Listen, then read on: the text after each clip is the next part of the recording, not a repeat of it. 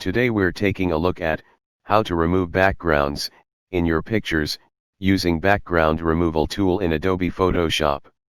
I'm also going to show you how to easily work around them and make it work in your advantage using background removal tool. So make sure you stick until the end of the video. Sounds too good? Okay, maybe. Let's dive into it.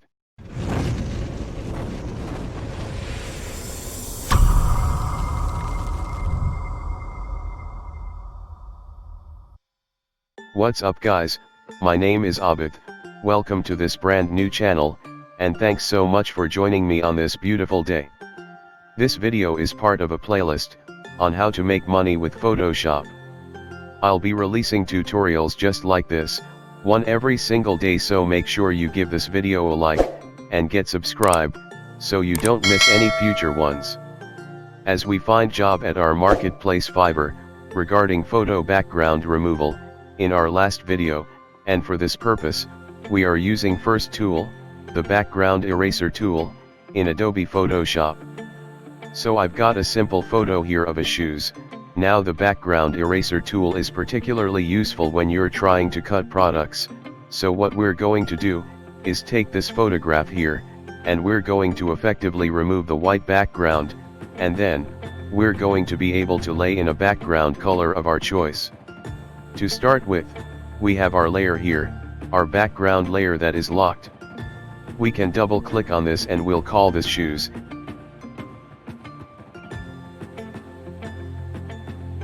And then in the adjustment layers, create a new solid color adjustment layer.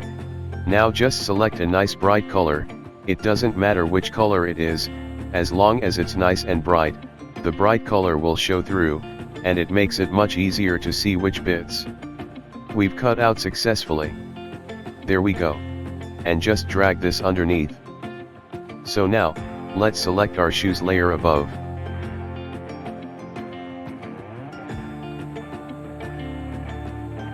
And just left click and hold on the eraser tool, and select background eraser tool. Now you can adjust the size of the brush, by using the square brackets. That's the left and right square brackets, so the left square bracket reduces the size, and the right square bracket increases the size.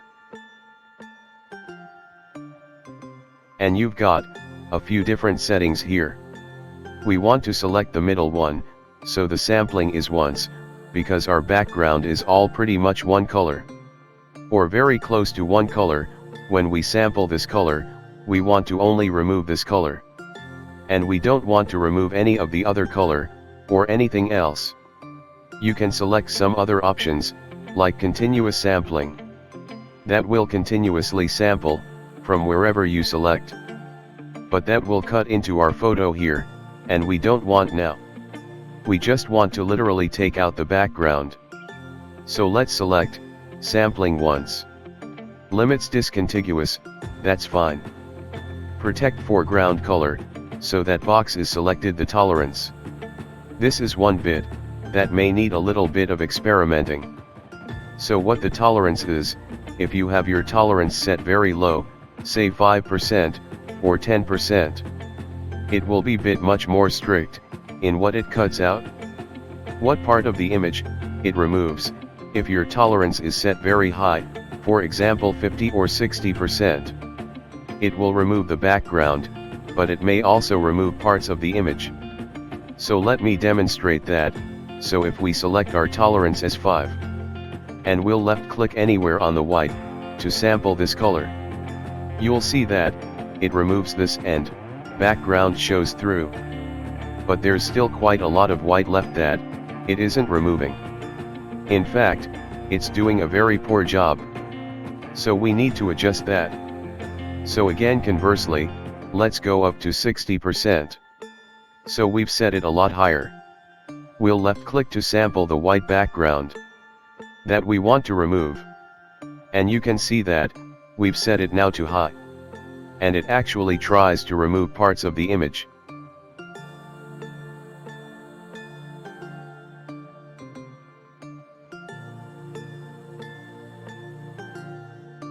So, if we set this to around 30 to 40%, and this may take a bit of trial and error just to find the right tolerance, depending on your image.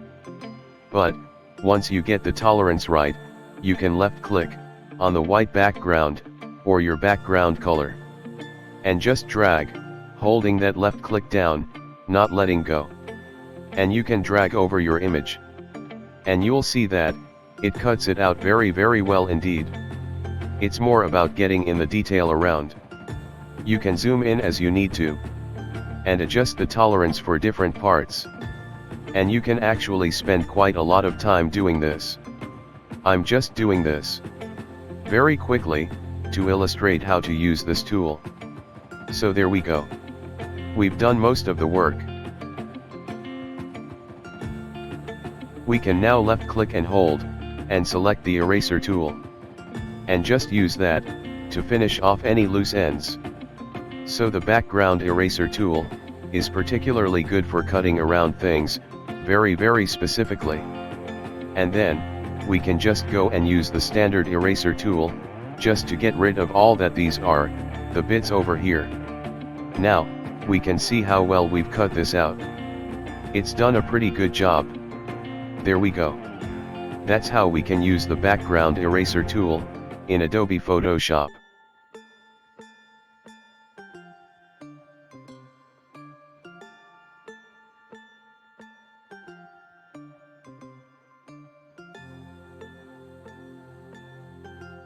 Guys, please feel free to leave any questions, or comments below. Like this video, if you enjoyed it. Take care, and I'll see you next time.